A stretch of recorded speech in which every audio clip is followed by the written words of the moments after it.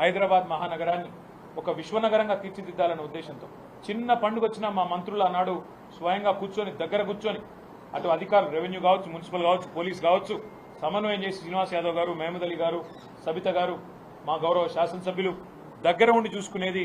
చిన్నపాటి నొక్కు కూడా పడకుండా, ఎక్కడ చిన్నపాటి ఇబ్బంది కూడా కాకుండా, ట్రాఫిక్ అంతరాయం కాకుండా, ఫార్ములా రేస్ కావచ్చు, లేదా ఒక గణేష్ నిమజ్జనం కావచ్చు, లేదా మొహర్రం ఊరేగింపు కావచ్చు, బోనాల పండుగ కావచ్చు, ఏదైనా కూడా శాంతియుతంగా చేసాం. చివరికి సినిమాల కోసం జరిగే ప్రీ రిలీజ్ ఈవెంట్లకు కూడా అంత జాగ్రత్తగా ఎక్కడ ఇబ్బంది లేకుండా చేసిన ఘనత మా ప్రభుత్వానికి.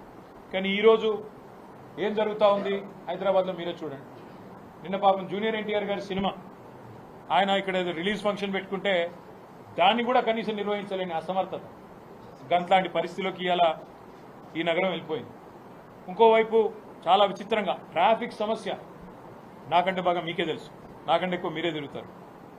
గతంలో ఎట్లా ఉండేది ట్రాఫిక్ మేనేజ్మెంట్, ఇవాళ ఎట్లా ఉండేది అనేది ప్రజలందరికీ తెలుసు. హైదరాబాద్ గంటలు గంటలు ట్రాఫిక్లో ఇరుక్కొని పోయే పరిస్థితి వచ్చింది.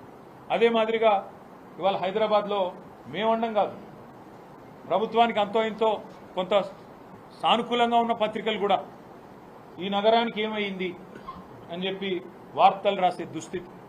30 రోజుల్లో 28 మర్డర్లు అని చెప్పి లా అండ్ ఆర్డర్ పూర్తిగా అదుపు తప్పింది అనే పరిస్థితి. ఇవన్నీ కూడా మన కళ్ళ ముందే కనబడతా ఉన్నాయి. పరిస్థితులు ఇట్లా ఉంటే ఈ 10 నెలల్లో ఒక్కటంటే ఒక్కటి పాజిటివ్ కార్యక్రమం లేదు. నేను అడుగుతా ఉన్నా రేవంత్ రెడ్డి గారు, మీరే మున్సిపల్ శాఖ చూస్తూ ఉన్నారు. మేము సనత్ నగర్ నియోజకవర్గంలో ఇప్పుడు అక్కడి నుంచి వచ్చినాం. ఫతేనగర్ బ్రిడ్జ్ ఉన్నది, దాని విస్తరణకు అప్పటికే డబ్బులు 100 కోట్లు కేటాయించినాం.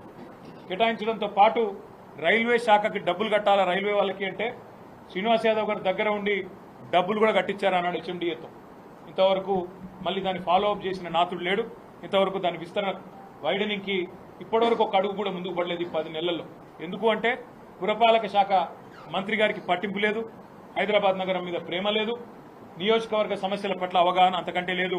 కనీసం ఎమ్మెల్యేలు పిలిచి ఏమున్నాయి సమస్యలు అని అడిగే పరిస్థితి కానీ తీరిక కానీ ముఖ్యమంత్రికి లేదు.